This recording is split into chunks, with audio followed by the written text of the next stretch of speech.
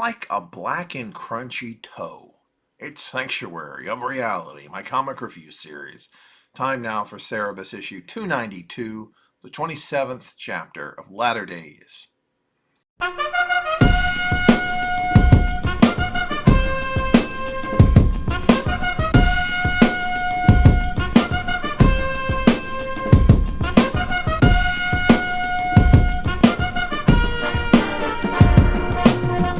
Heartbroken by realizing he hasn't seen his son in more than a decade, Cerebus remembers the good times he had with Shep when the boy was a child.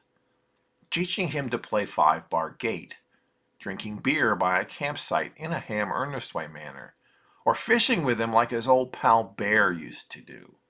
Cerebus, unfortunately, doesn't know why he hasn't seen his son in so long, and begs God to let him see Shep again. It begins to rain.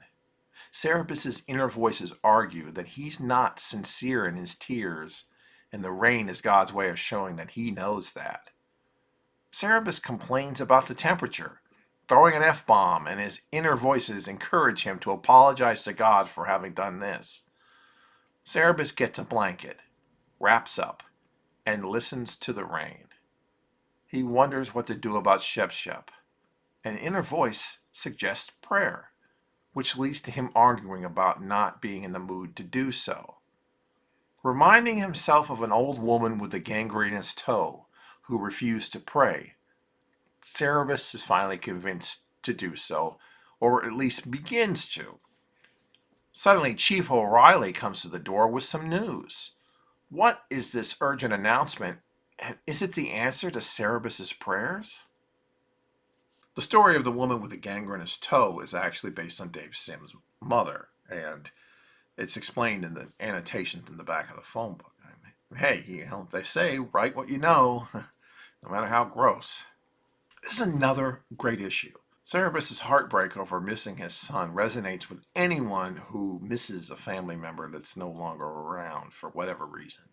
Though, as we see, sometimes it only hurts if you forget why they're not in your life anymore, either naturally or through blatant ignorance. I found Cerebus's inner conflict with the sincerity of his prayers something I struggle with myself as well. As the older I get, I find myself reflected in a lot of Cerebus's aches and pains and worries. You don't get to see a lot of characters grow to be this age, or at least this decrepitude in comics that often. So maybe the Justice Society of America, but a lot of them have been de-aged, or they're old, but they're exactly the same as they were when they were younger, aside from some gray hair. So it's interesting. I guess what they say is true. Only the good die young. Next time, Cerebus faces his greatest challenge: lack of successful flatulence.